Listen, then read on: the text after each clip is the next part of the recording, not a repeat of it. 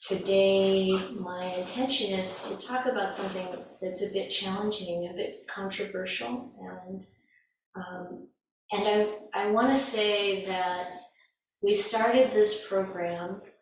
How do I apply the Dhamma to this? Right at the beginning of the pandemic, when many people were facing so many major changes happening in such a short time, that it was very challenging. And that question of whatever arises in our life, how do we apply the Dhamma to it, and how do we use it to make progress in our practice? And we've seen so many of you do this in so many ways, dealing with the various things that crop up in life. And fortunately for all of us, the Buddha's teaching really applies. I haven't seen anything that it doesn't apply to, and that is such an amazing gift, of course.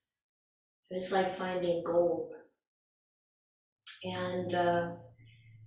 And so what I want to talk about today is a specific example that has a fair bit of controversy around it, but the general idea is that in the world, in our lives, in our experience, our existence as human beings, everything has a dark side to it. It has some impurities in it, including what's happening in our own minds.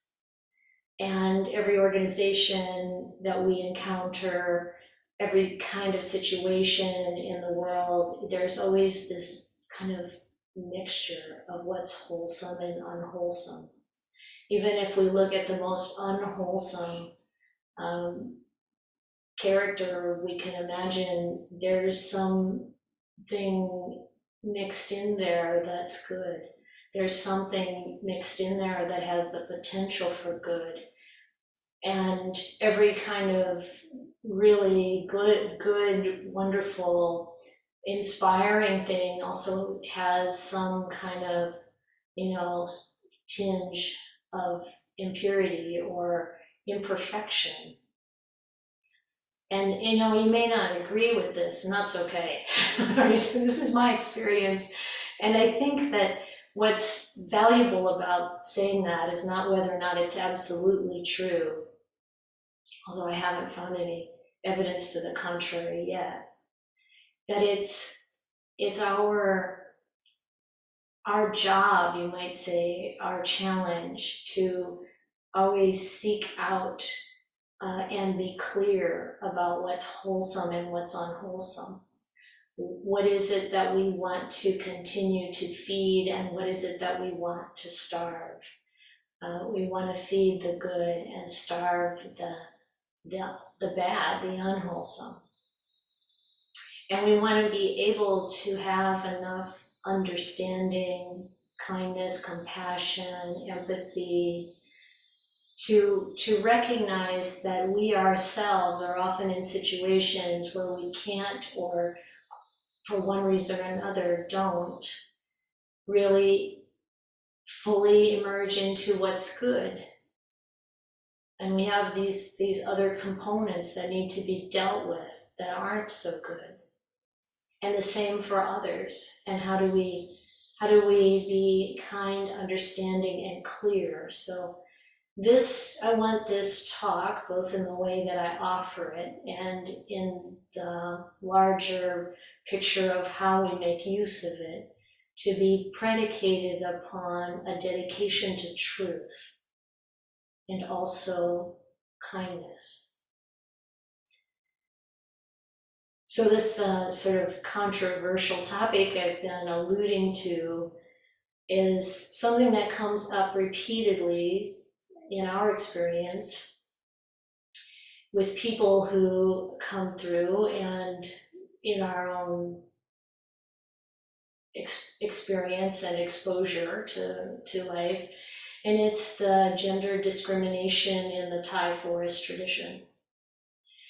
And this topic can bring up all kinds of different feelings for people, obviously. And as I talk about it, if it's something you don't want to hear about, look at that. If it's something that brings up a strong feeling, look at that.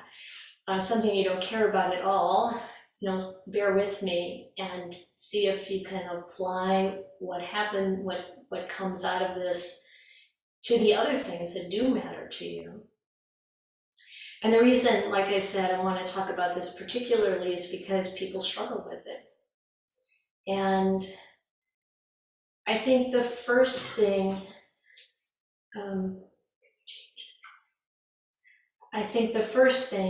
is that I want to share that my introduction to the Buddhist teachings came through my son becoming a monk in the Thai forest tradition in the Ajahn Chah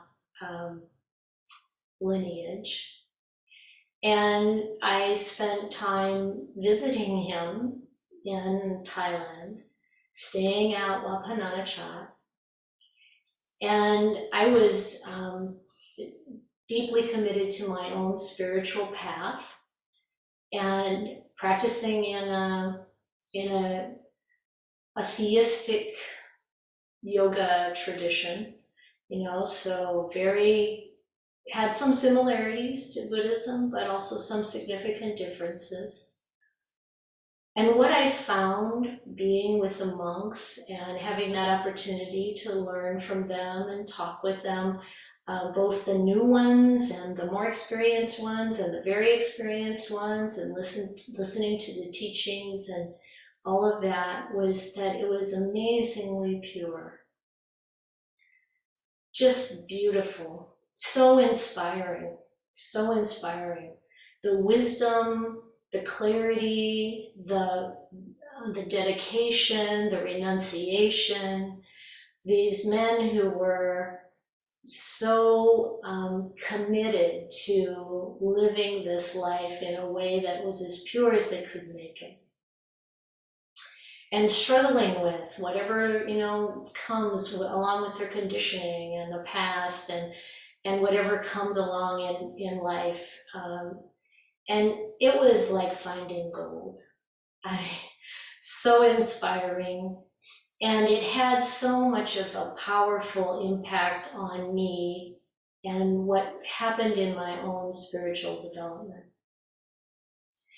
And so it's fascinating in a way to me how something can be so precious and amazing, and then, it still has these pieces, these aspects that are less than ideal. As it's not ideal, and you start to really learn, I guess, how idealism can be such a barrier to our progress. If we expect to find something that's perfectly clear, perfect, it stalls our progress. It can cause us to, at sometimes, be blinded to seeing the imperfections because we don't want to see it. I mean, as human beings, we live in this world that's got this dark and light mix all the time. We really would love to find somebody who's absolutely pure, somebody who knows what's going on, and we just want to follow that. I've had those moments where, can I just not have to think about whether it's wholesome or not and just follow someone who really knows? And I think this, in a lot of ways, is what we do as human beings when we conceive of God. This is the all-powerful, ever-present, all-knowing, and I just can go along with that.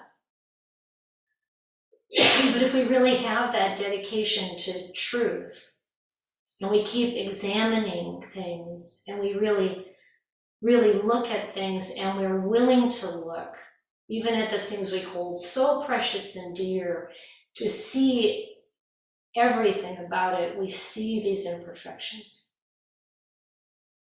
And so there was a point when I was in Thailand at a monastery, and there was a monk I was talking with, and he said, yeah, I love this tradition and I love the practice and I'm dedicated to it, but there are two things that really should be changed.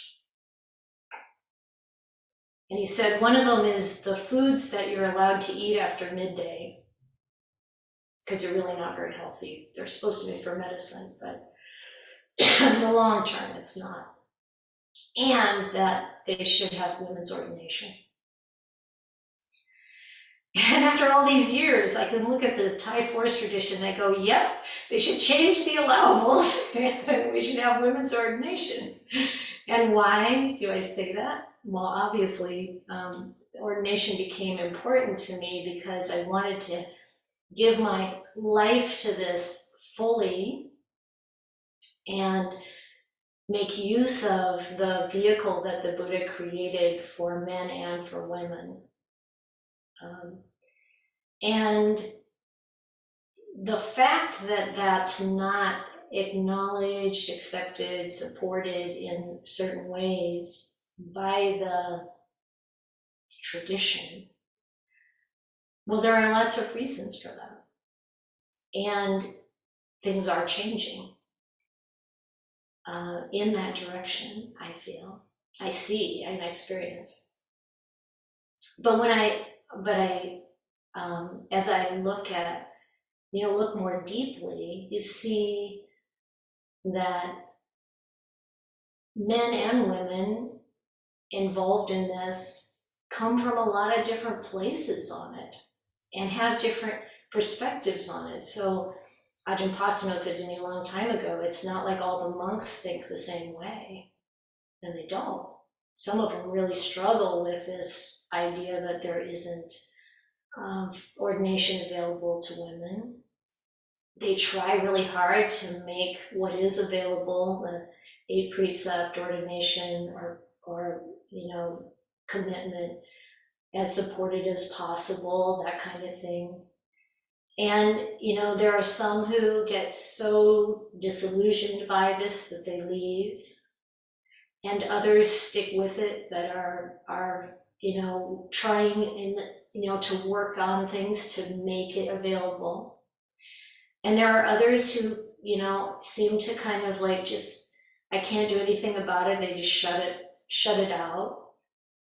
And others who really would love for women to never get ordained.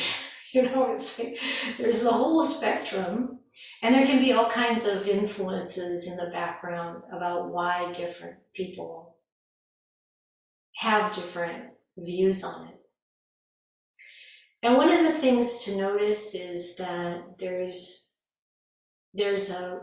a shift that has to happen as a tradition moves from one culture to another.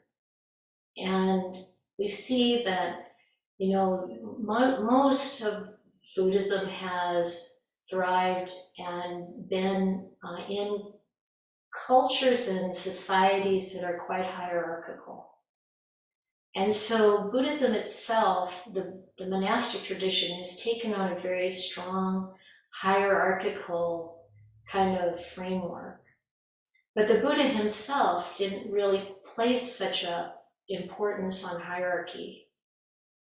It was much more democratic, much more, opportunity for people to speak up, regardless of their seniority. And even for women, when he ordained women, he gave them the same ordination he gave to men, and he told the monks to teach the nuns, because the monks already had learned from him the Dhamma and the Vinaya, and to pass that on to the women. And as the women's group became more, grounded in the Dhamma and the Vinaya, then they were also encouraged to do all of their own administration and leadership, and their community was really autonomous. There were only a few things that they looked to for the monks' support. And it was really intended as support, not as control. But then the whole thing, kind of grows up in male-dominated societies and in, like very hierarchical structures, and it starts to take on a different flavor. And then you get to this place where now we have huge advancements in Western societies around women being able to have leadership positions and it's much more egalitarian. And this hasn't been going on for so long. I mean, when I was growing up in the 60s in the Midwest, there was significant kind of sense that men are the ones who are in the leadership positions. I mean, there's no way that a woman would give a sermon in the church. It wasn't done. And if a woman did step up to the pulpit to give a sermon as a fully ordained minister, I don't know. I think most people would have thought everything's going to pieces here.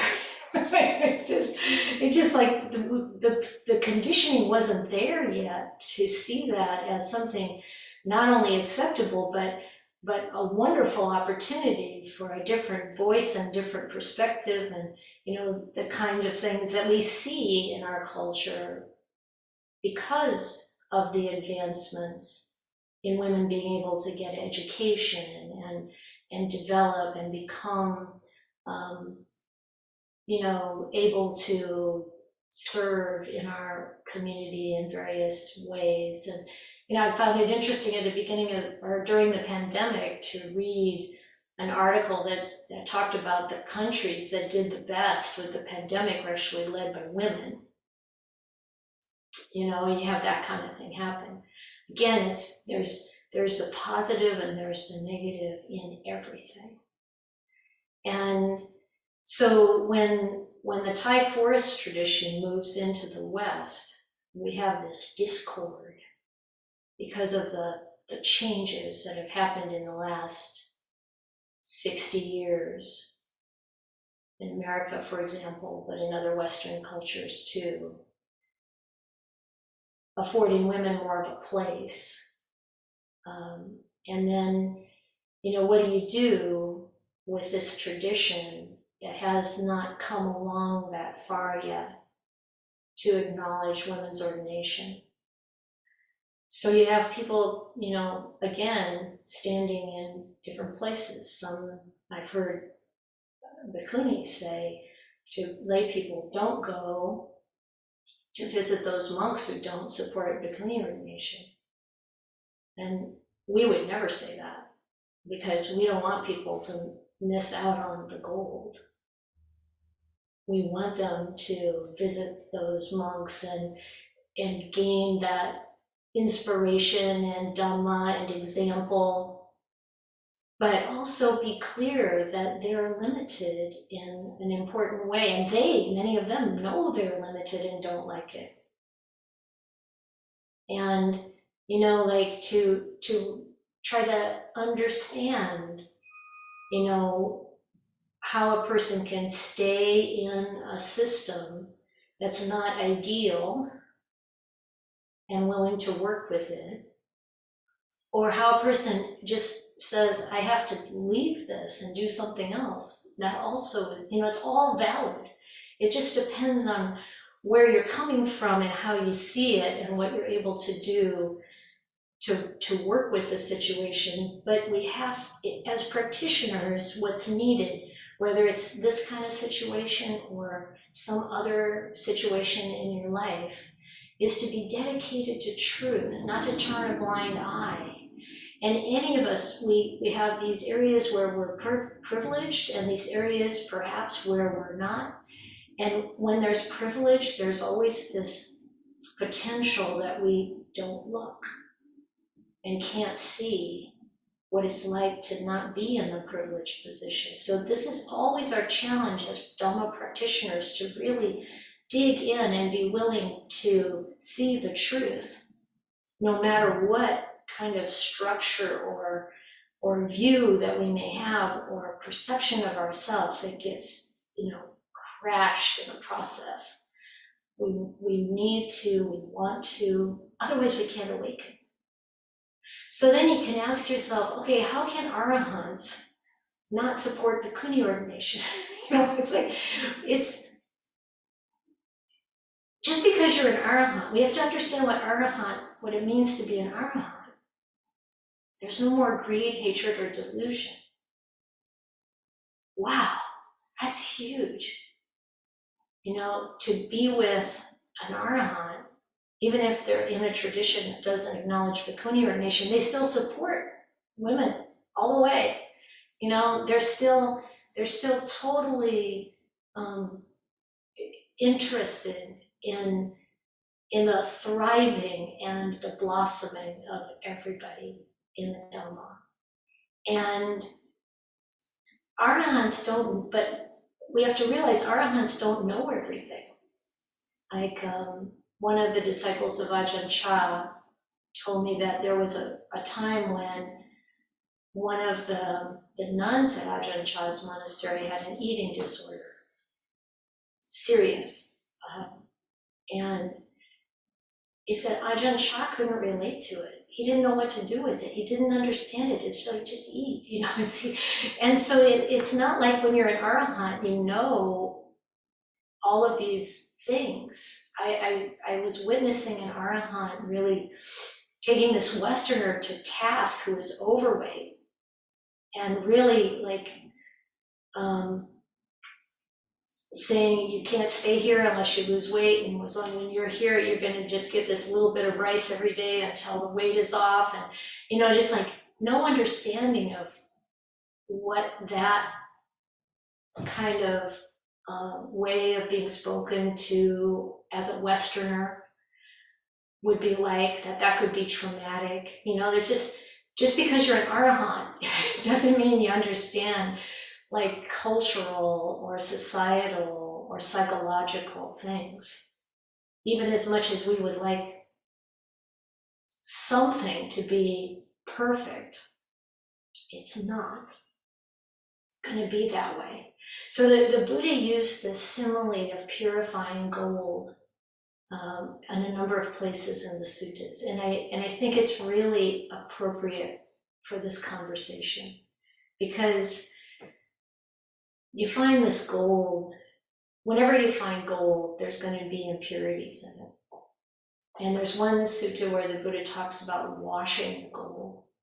At first you wash all the grit and the main dirt off of it, and then you have to wash it again to get the finer dirt off of it, and then you have to wash it again to get even more of the dust off of it or whatever, and then you have to heat it, and the heating and you sprinkle water on it sometimes, and you blow on it sometimes, and you eventually, the impurities filter away, the dross can be eliminated, and you finally have pure gold.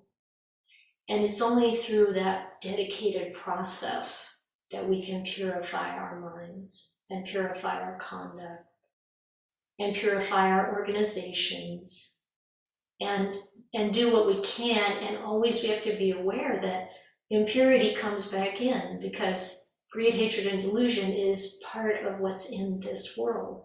If that went away entirely, everybody'd be like stilled forever in nibbana. It's like but that's not going to happen here. It's not how it works. So when I sometimes when I talk about the Thai forest tradition as my tradition, there was a bhikkhuni who said, how can you call it your tradition? They don't even officially acknowledge your ordination. But that's not my experience. I mean, obviously that's true, but there's so much there of goodwill, purity.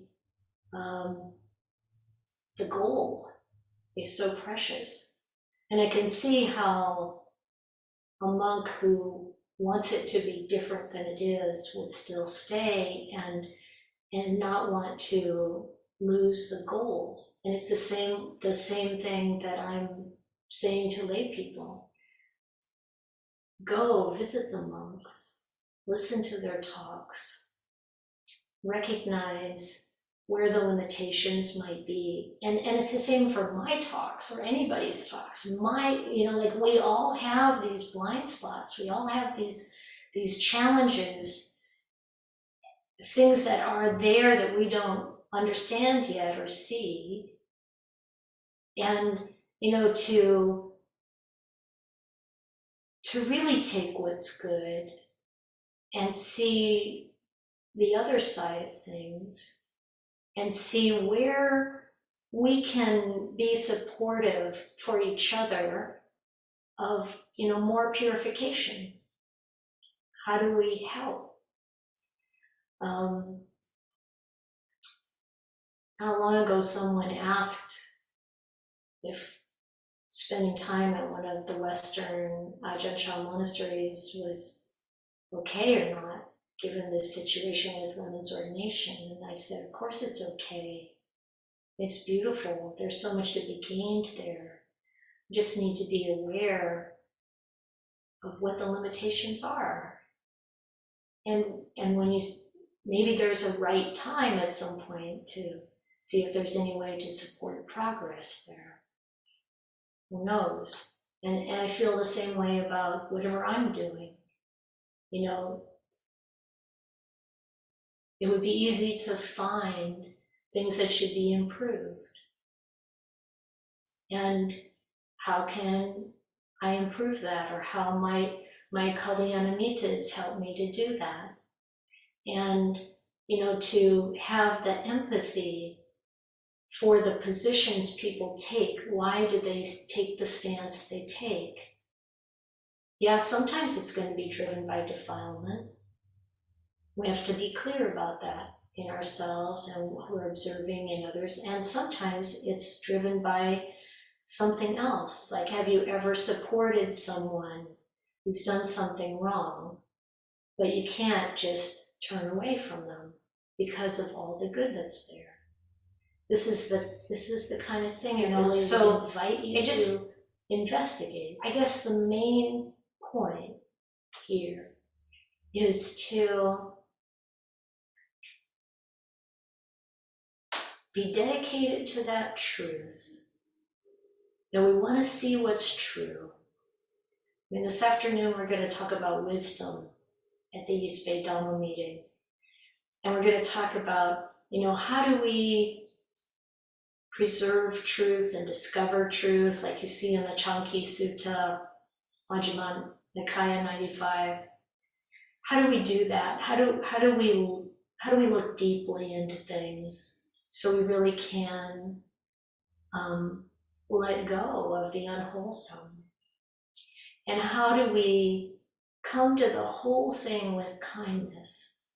When what arises in us is resentment or anger or judgment, there's a kind of superiority there, an ego, I-making, mine-making in there that we want to notice and let go of, come back to a place of humility and kindness and compassion. And then how do we know when it's time to stay or it's time to go? And this is something that we want to address in an upcoming day long too, limits, boundaries.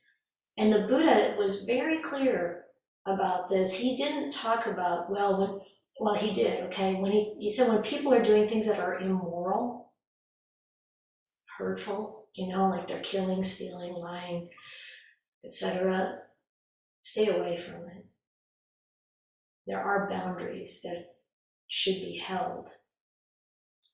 But he also says, knowing when to stay and support and encourage something to be better, knowing when to stay and make use of the good and leave the unwholesome alone, or when to go, depends on what's happening in your own mind.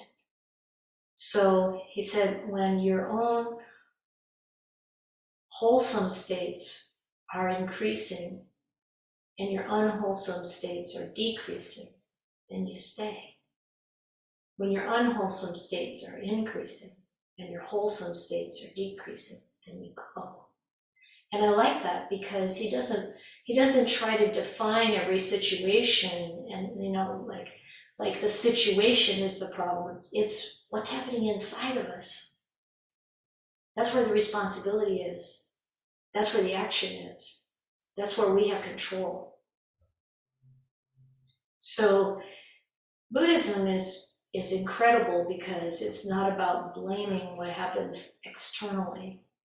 It doesn't put the power there outside of us. It's internal. We decide. We have to work with what's happening. And when we are gaining goodness from something, when we want to continue to foster that. Early on, when I was on Anagarika, a friend of mine said, "Why do you want to be involved with this thing that's got this gender discrimination? Why not walk away?" Well, it's because I can't find this anywhere else. I've looked. I couldn't find this kind of purity and dedication to the Dhamma and living it anywhere else. And it's super precious. And I'm not going to walk away from it just because it's not perfect, because it's not ideal, because it hasn't evolved yet to that place as an organization. So I hope that's useful. I hope that the example is clear enough that we can take it and expand it to every area of our experience, because that's really where the action is. That's what right effort is, really working with our mental states, but our mental states are the result and the influence both on what's happening around us, what's happening in our context. And every context has this challenge of sorting through the good and the bad, of knowing how to handle them, and knowing how to purify the gold in us as well as around us.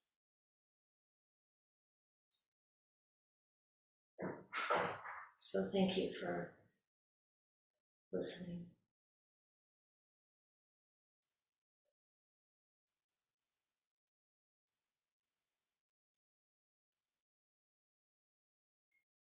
And now I really appreciate hearing what you have to say. Yes, Ron and Serena. Thank you for this. I thank you for your courage to take up this subject today.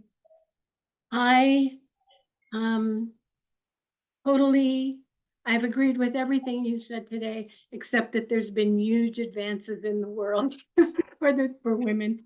For the 21st century, I think it's pretty pitiful, but there's been progress. As far as in the Thai forest tradition, Ajahn Sumedho and Ajahn Pasano were my first monastic teachers and will always be as dear in my heart as they have been. In the last few years, I came to a point in my practice, something was missing. And I was remembering years ago being at Abhayagiri when Ajahn Sundara was in residence for, I think, a couple of years in California, meeting her, talking with her, getting to know her. I was remembering that a lot. And I realized that that's what was missing for me. And I missed her because she's in England now. And I lost contact with her, except for talks that are on YouTube. So I said to Ajahn Pasano, I need a woman's voice now in my practice. And he totally encouraged and supported me to study with you, Aya. And I'm ever grateful to him for that and for finding you, because you have brought the balance that I hear in your words today, and I always hear. You spoke today of kindness and truth. And I always find that with you. And you have brought the balance of what was missing for me and the monks, who I dearly love, um, and listen to and get wisdom from. Because you're right, the Thai tradition is the one that is pure. It's conservative, it's traditional, but the wisdom is there. And you have brought the balance of the woman's voice that is sorely needed for balance in our practice. And I support the bhikkhunis, and I dearly hope that at some point they will be formally, officially recognized. I'm not sure. I have some ideas where that might come from. I'm not sure I'll see it in my lifetime. I'm going on 73. I hope so. Would be lovely. And in the meantime, I'm truly grateful to you for everything you've brought into my life, into the life I share with Ron and our relationship. Can't ever thank you enough. Yeah, thank you, Serena. You reminded me of a couple of things that I'd like to say in addition. You know, this thing that I'm trying to get at here, it's not just that I think the Thai forest tradition is the only place where this wonderful thing happens. It's just the place where I have experience of it. And when we as Buddhists start to try to discriminate against other traditions or lay teaching efforts or anything else, we got to look at these same things. We've got to like open ourselves to appreciating what's good and recognizing, you know, what works for us and what doesn't, and appreciating that everyone has challenges and every organization has challenges. And so, you know, to just recognize that and to have that kindness and compassion for everybody involved, and to constantly try to highlight the good and encourage it everywhere. So not to, you know, Venerable Bhikkhu Analayo wrote this wonderful book about priority conceit in superiority conceit in Buddhism. It's a very good book if you have a chance to take a look at it. And it shows, you know, like these problems that we find in human life, they just show up everywhere. It's like again and again we get to see, you know, what is it we need to do to practice to work with this in the right way. And so I just wanted to make sure that fullness, that all inclusiveness is there. It means, yeah, we don't tolerate immorality. The Buddha said, don't tolerate thoughts of cruelty, thoughts of, you know, sensual desire and harming, but, you know, to really work with our mind in these situations. Yeah. Virginia?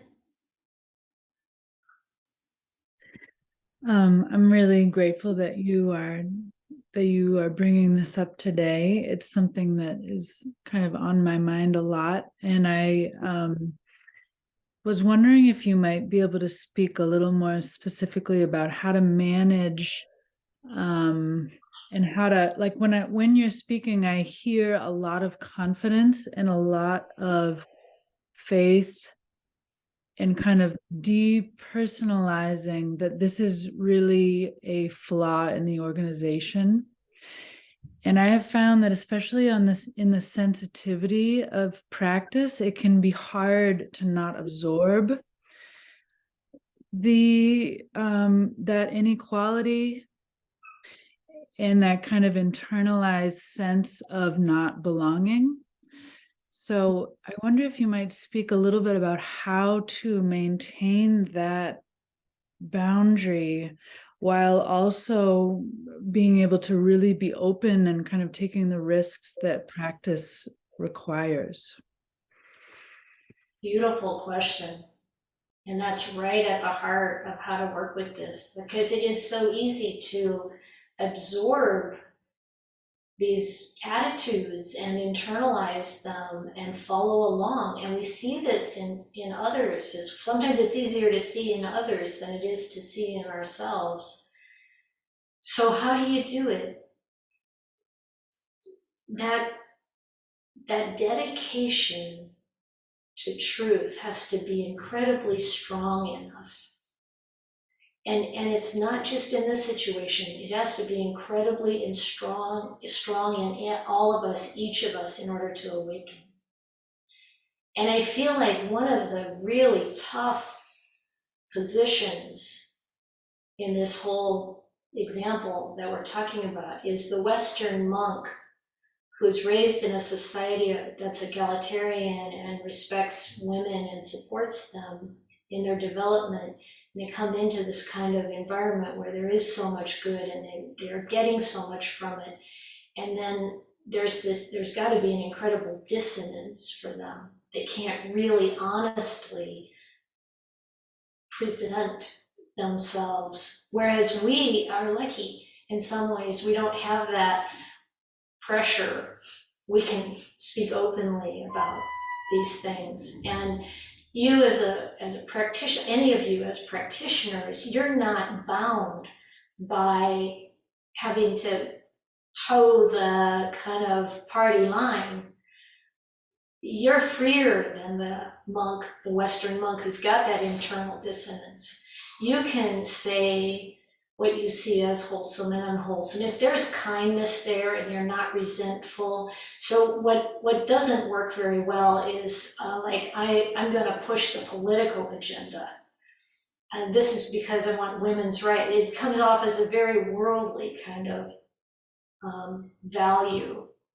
But if the value really is the development in the Dhamma and following what the Buddha did, then it comes as an investigation and an inquiry into what's really right, what's really wholesome, what's really in accord with what the Buddha taught and what he did. You look at Sutta 98 of the Sutta Sutta, and you really see what the Buddha points at as worthy of discrimination, worthy of nobility, that really makes us noble. And all of these things like gender and color and any way that you look, or all of these things don't matter. We should not be discriminating against one another on these counts. What we should look at as is the development of wisdom, the development of virtue, the development of the mind. This is what matters. And when we look at those things, there's no animosity or resentment. It's just like, wow, look at the way that person is glowing in their development. This is great. And so I think the answer to your question is really working with what's happening inside and trying to always investigate deeply what's going on so that we don't just pick things up and follow along and go along as if, just absorbing. And I also have walked away from some situations because I knew the danger of absorbing like a harsh method of training, for example. Get out of that situation because I don't want to be doing that to the next person who comes along. That kind of thing. So we've got to really be on the ball. And we need each other. Our Kalyanamitta, because we don't see everything ourselves. I love having my friends. We can share with each other, like what we see and how to go forward. And that's super important. So people who are also really dedicated to truth and dedicated to those beautiful values that the Buddha encouraged, kindness and compassion and so on. So yeah, keep your eyes open.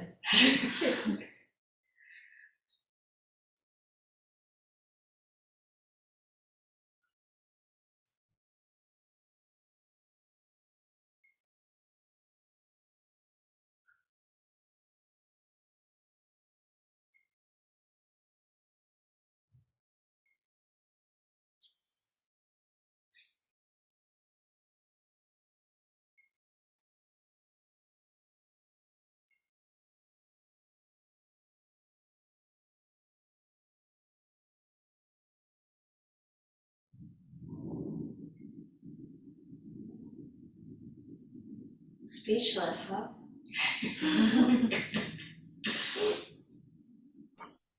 Hi, Aya. This is Lillian. I sort of have a question that I never really don't know how to grab my head around. I mean, and this is my observation when I go to Thai temples and monasteries, and I encounter Thai women, and I talk about my support of the bhikkhunis.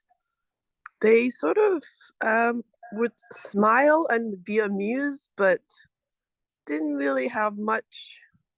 I'm not sure what the how to describe the reaction. They think they were amused, but I was just, I guess because I'm a Westerner or brought up in the States most of my life, I don't understand why in the Thai cultural the way they were brought up, and I don't know anything about the Thai culture, how Thai women wouldn't support fellow Thai women. I don't want to generalize, but it seems like it just I don't understand why Thai women wouldn't want to make a statement by supporting the bikini movement themselves. I mean, I'm talking about Thai women in America, not in Thailand. Right. So perhaps you can kind of address this for me. I don't know. It's just curious from a Western pair of eyes observing this, meeting a lot of Thai people in monasteries, and they have a curious attitude. Perhaps you could speak about that. Sure. Thank you, Lillian, because this gives us another kind of angle or example from which to apply this ability to look deeply into what's happening and have some empathy and understanding and know, kind of at least get some sense of what might be the influences there. So I've met um, Thai women who are very opposed to Bhikkhuni ordination, and I have, and men too in America, and I've met Thai women and Thai men too, who are very supportive. I was in Thailand. One of the things about being a Bhikkhuni in Thailand is that a lot of times people think you're a monk, because that's their frame of reference. They see this robe and this hair and head, bald head, and they assume you're a man. And then it's kind of like, well, when you have to go to the bathroom, one piece of advice I got was if they ever have those, like family bathrooms, go use that one because then no one can tell any difference. But most of the time I just walk into the women's room and you can have all kinds of reactions happen. And one time I was in Bangkok in the women's bathroom, and this woman followed me out of the bathroom, and she dropped to her knees and bowed on the ground. She was so happy to see me. And, there's this, like I said, there's this whole range of where people are on these kinds of things. And I think about how it was in my life when I was in that little Midwestern community, living on the farm and growing up like that, and how when I was a teenager, they had the ERA amendment up for a vote, and some of you weren't even born yet, like this. And how women were sometimes the most vocal opposition to that kind of change. And we can theorize about what might be going on there. Some of that absorbing, internalizing discrimination, a clinging to, a kind of definition of rules that feel safe, maybe, or, there are all different kinds of, the ERA, the Equal Rights Amendment. There are all different kinds of positions people might take. And a lot of times, even if you're in the West, you're coming from a culture where you have been told over and over again that there's something wrong with becoming a bhikkhuni. And the something wrong that's been the story for hundreds of years, really, is that it's against the Vinaya, because according to the Vinaya, you have to have 5 bhikkhunis to ordain a new bhikkhuni, and when the bhikkhuni order got decimated, wiped out, there were no 5 bhikkhunis to ordain a new bhikkhuni, so the proclamation was you can't restart the order. Now, that's only one way to interpret the Vinaya, and you can, Bhikkhu Analayo has done an enormous amount of work to demonstrate that it's not valid, that perception or that perspective is not the only way to look at the Vinaya. Venerable Bhikkhu Bodhi has talked about the same thing. And you can get into the details of that. The books are there, and more as those books go out to, and that information goes out to people, there's more and more kind of like, well, is what I've been told all my life true or not as a bhikkhu, as a lay woman or layman, or is this a different way of looking at it that actually works? And so when I see this, what I think of is that, we've got a lot of conditioning to work through and deal with. And, it's a lot easier to smile a little bit and act like it's not an issue than it is to actually dig into what has my conditioning been and how much of it's true. What am I following that really isn't the most compassionate, generous, kind, true following of what the Buddha taught? Well, it's tough. So, I know the people who listen to this program, who come to join us on Saturday mornings, you're already well into the willingness to look at these things instead of just go about your life and, not look. So people just in different places, and it's okay. Those ladies are probably wonderful people who are doing good things in the world. And this isn't something they've been able to look at yet. That's my take on it. Thank you, Aya. Thank you, Lillian. Ling? Thank you, Aya. I just have a question. I don't know if it's truly related, but I have a question, something about Aya Kemma. Because I know she's also Thai tradition nun, and I mentioned it before, and I think thanks to her, she really brought me to this tradition. Even I'm grow up in China, we have Mahayana tradition around. I never really kind of get into that path. I just had this, when I read her book, she seems just by herself.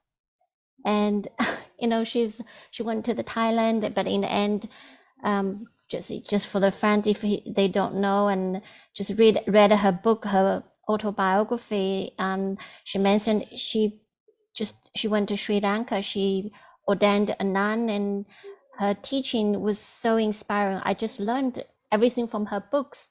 I didn't even know she passed away. I thought I need to find her. I need to go to see her.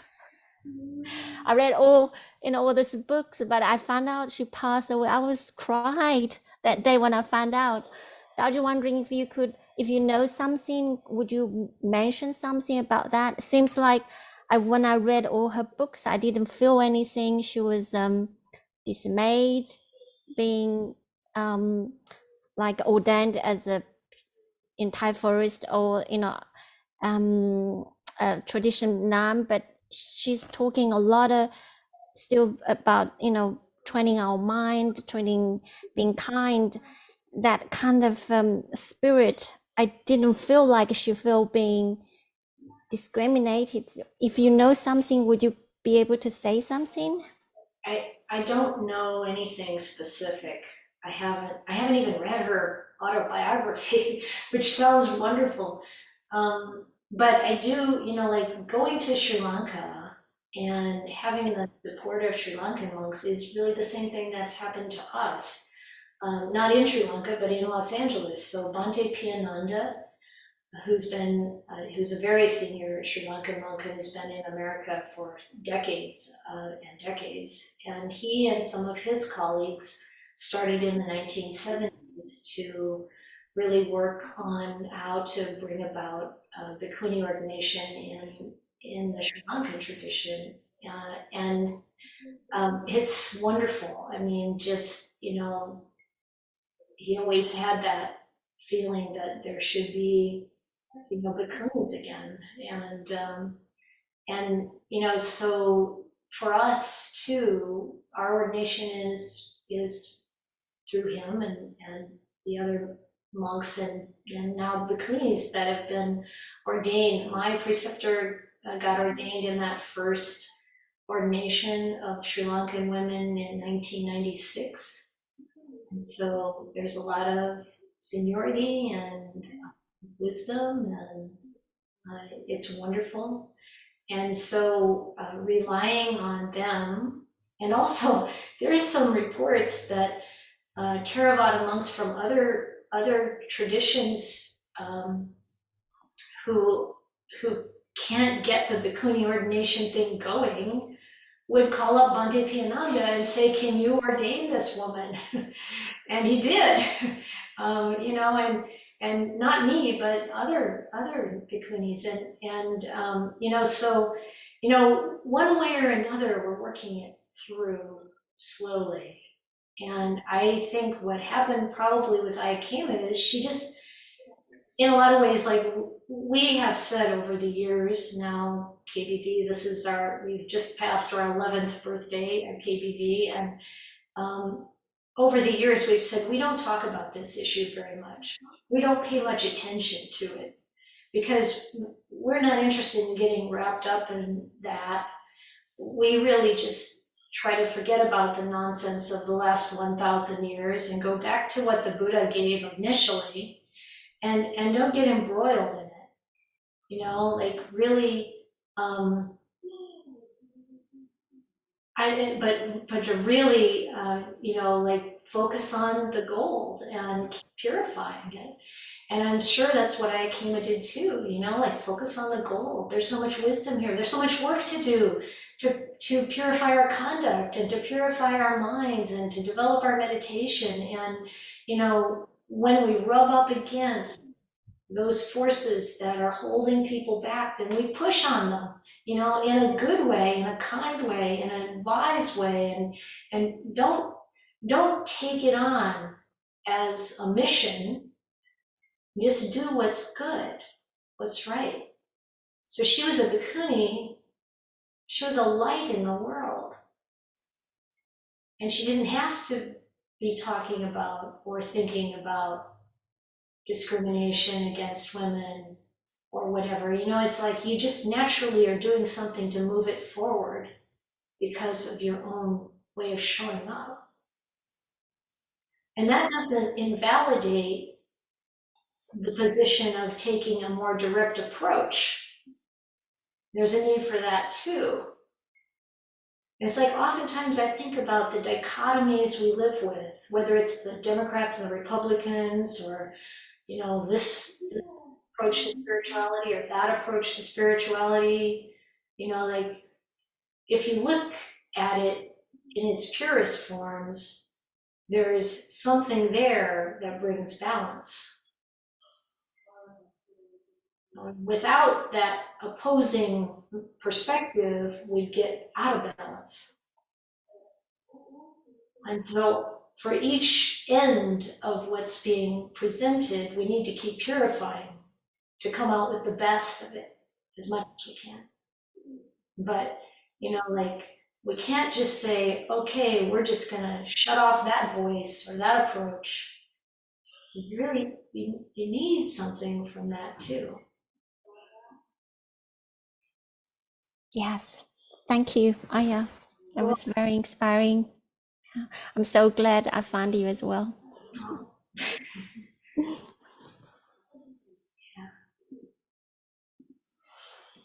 Yeah, Ron, Serena. Thank you again, Aya, for all you've said today. For me, it really has covered the spectrum and the balance that's so important on these kind of subjects and on everything in our practice. And in recent years now, when I'm confused, what I always come back to, and this is from a woman, a bhikkhuni, I think of it all the time, the inward staying, unentangled knowing. And it doesn't mean that we don't, as you say, do something, say something if it's appropriate in a kind, wise way. But the balance and all the things you've mentioned today, truth, kindness, which for me you epitomize, the wisdom and the inward investigating and observing of our own experience, our own heart, where we're at home in our heart, that never lies to us. And the looking at the doubt, the cultural conditioning, that's huge for all of us globally. That's a big one. And the things in those first three, what is it? I had the doubt, the cultural, what's the third? And stream entry, the first three. Oh, and stream entry. No, Yeah.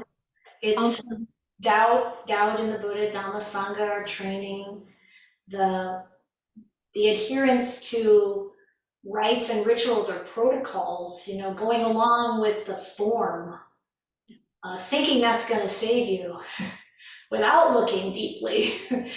and then the sense of self, the I making, the mind making, the belief that any part of these five khandhas is really going to last and is a self. Those are the three things that fall. yes. So there's plenty to look at and work with. And Yeah. thanks to Upasaka, I never can say the rest of her name, for reminding me, go inward and really take all the tools that you've brought to us and really truthfully, kindly inquire into it and look for the balance. Thank you again so much for this. You're welcome. I'm really glad that you brought up that quote, because it was by Upasika Ki Nan Yang. And she wasn't a bhikkhuni. She wasn't even a nun. She was an upasika, a lay follower. And, why is that? Because she was in Thailand, in the Thai culture. And this is another thing I think it's important for us to recognize. To support women in whatever form they find themselves in, that it's all good, or it can be good. Whether people decide to live as mechis or Dasasi Lamata in Sri Lanka, or Sayalay in the Burmese tradition, or like Upasika Ki, she didn't take on any robes. Her sister did. But Upasika Ki and her sister both are honored as arahants in the Thai tradition. And, it's like, why did she not take on robes? She just went with her aunt and uncle to this abandoned monastery and practiced. I mean, living off of like what the forest provided.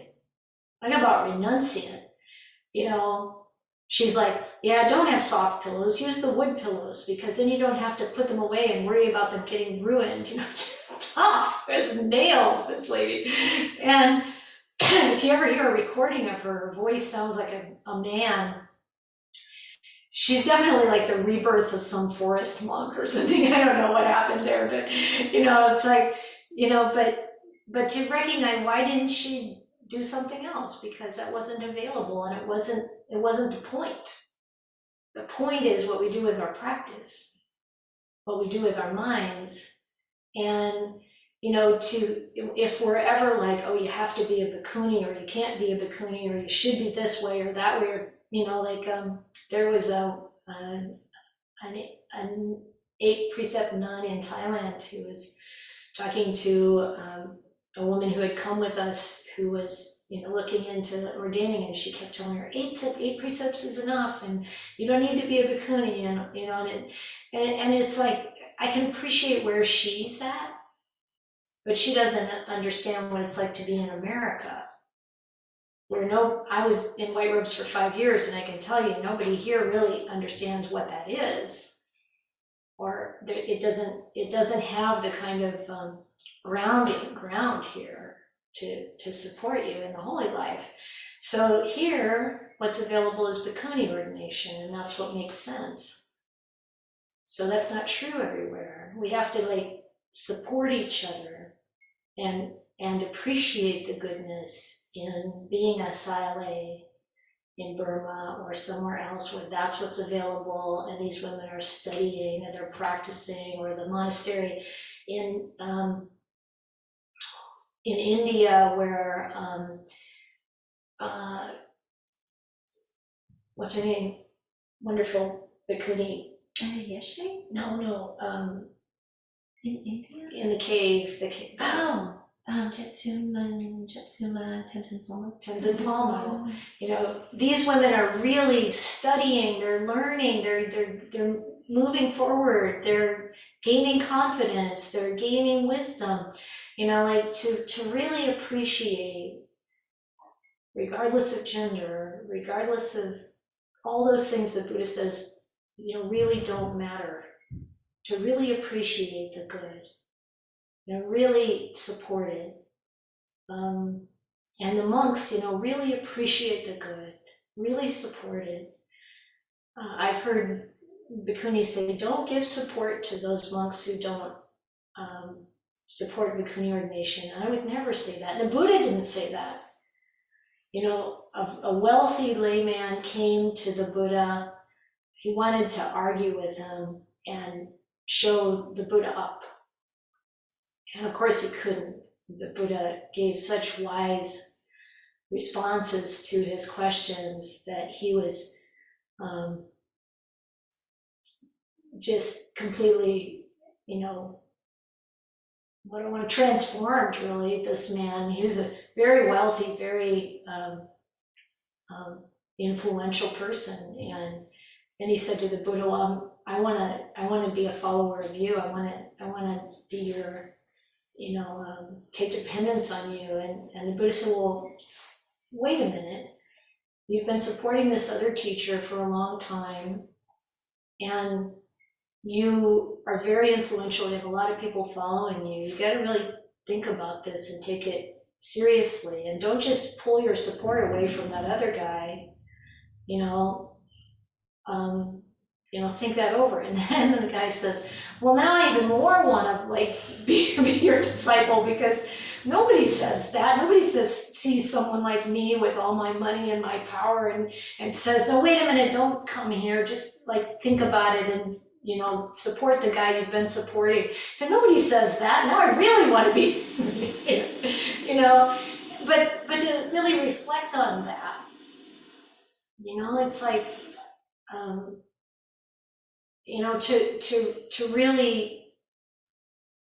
to really encourage people to examine what they're doing, what they're believing, and what, you don't just pull your support away necessarily. It depends, right? Depends. And I hope this is clear enough.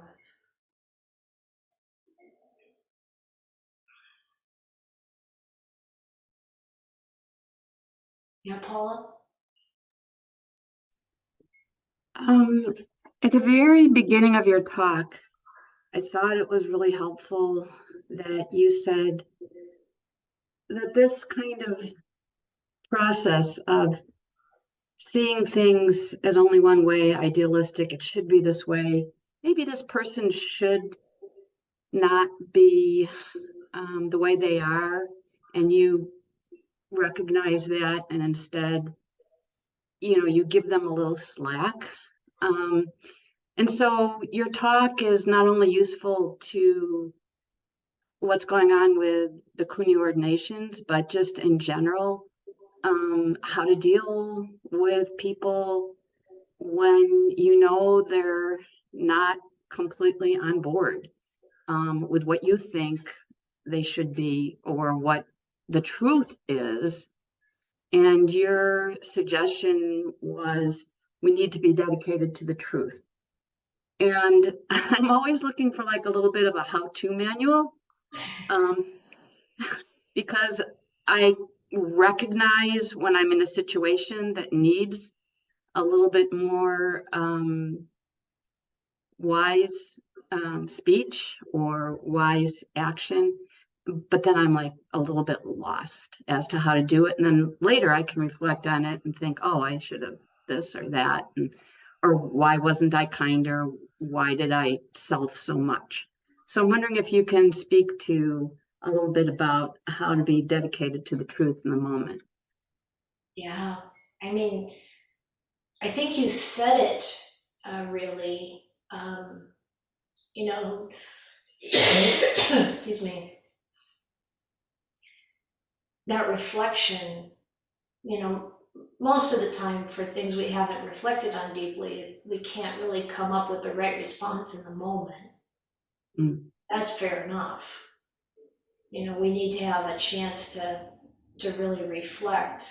And so later when you recognize, oh, I could have, said this, or I could take this position, and then that's the seed that you water. And then the next time when that plant has grown some, you'll be able to do it next time. And that's how we develop. But that process of reflection on what's happened needs to have some sort of guideline around it. One, that we don't become harsh with ourselves, and that we notice any harshness towards the other that we want also to purify. Because it doesn't help. No matter what we think about how, anger brings up energy and we have the guts to fight for something, or whatever it is we think there is benefit in any kind of harshness, it really isn't there. Over time, as we develop, we see that fundamentally we have to come from a place of kindness. Even if we have to say something that's hard to hear, coming from a place of kindness. And the Buddha taught this, but we don't really understand it fully until we've seen the kind of destruction and fallout that comes when we are harsh, when we are negative, when we are taking an attitude of superiority, because there's always selfing in that harshness. And it's destructive. It's not coming from real truth. The real truth is there's no self here. The real truth is anything that I think is me or mine is part of delusion. So we have to really be willing, when we do that reflection, what just happened and what was my part in it, and how do I want to come to it next time, then we include all these aspects of Dhamma that are true, that we know are true. And we really look at that, but to not become harsh then with ourselves, to not fall into some rigid frame of mind or view, but to really be willing to examine everything. And we, what the Buddha said is so simple, like, noticing what kind of mental state you have, and then is it wholesome or unwholesome? And abandoning the unwholesome and cultivating the wholesome. The recipe is simple, but the application is so interesting because there's so much variation in our experience, and but that's what we have to come back to. Yeah. That's helpful. It seems like sometimes there's so many suggestions. It would be, maybe we just have to sort of stick with that one thing. Notice the wholesome or the unwholesome, and just work with that for a good period of time until you've got that sunk in, and Yeah. then try the next suggestion. Because sometimes I was like, oh, there's so many good suggestions. Which one do I pull? Yeah. Thank you. Yeah, you're welcome.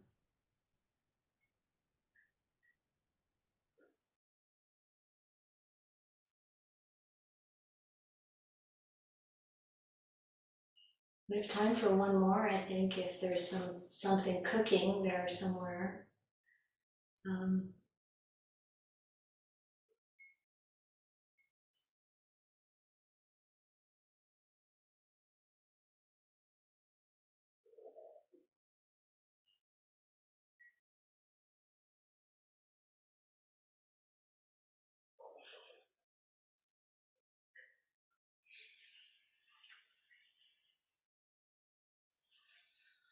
Anything on the tip of your tongue?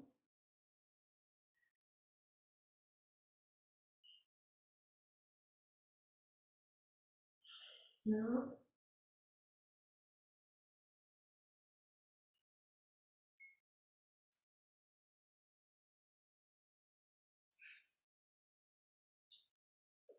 You got something to say, Denny? Just checking. I don't. I'm just really enjoying listening. Okay, thank you. Nice to see your face. Steve, that is Steve. Yeah, I've hard time with silences. Yeah, well, I think this discussion has been primarily among women, and that's appropriate for it's something that kind of comes up in a lot of different areas. What's the right way for men to, people with all this embedded privilege to support something like this, and so I generally take the step back and ask how I can support and how I can help. But I think a lot of what you talked about, the tradition, we've been talking a lot about views, right view, and how clinging to views kind of gets, and I think a tradition that kind of hardens those perspectives kind of takes us back from the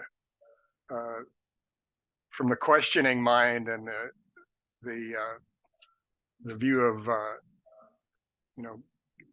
enjoying the astonishment of not knowing.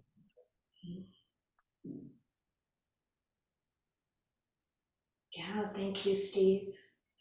Thank you for that offering about, what do you do when you're part of the hegemony? How do you approach it? And again, like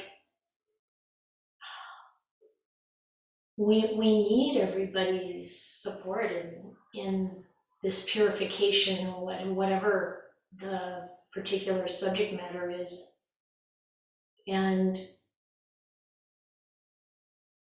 I feel really inspired when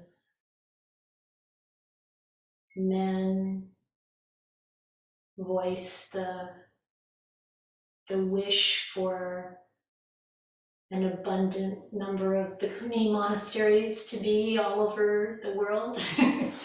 I mean, that's kind of my thought, you know, what would the world be like if we had, you know, as many Bhikkhuni monasteries as they have Christian churches in this country, you know?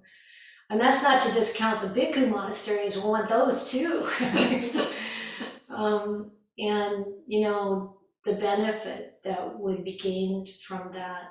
And we need all the voices. And, you know, and I'm also in the hegemony in my own situation as a white person. And I want to really understand the blind spots that causes, and how can I be aligned with people who are not in that hegemony, and how can I not act like there's no difference, but recognize that in terms of our nobility, the differences are on a different scale, and that's what needs to be supported, uplifted, and you know, so finding ways. I'm all for affirmative action, you know, finding ways to support those who have been disadvantaged by societal influences and culture and, you know, all of that, to highlight and encourage that development of those noble qualities ever more, and the opportunity for those voices to be heard is really beautiful. And every one of us can do that in one way or another. And so, you know, just keeping that in mind, that our own thoughts even, let alone our words and our actions, do make a difference in the world. And we have these opportunities at every moment to be generous and kind and you know, like uncovering what's true, the gold, discovering it and purifying it. So thank you all for participating today.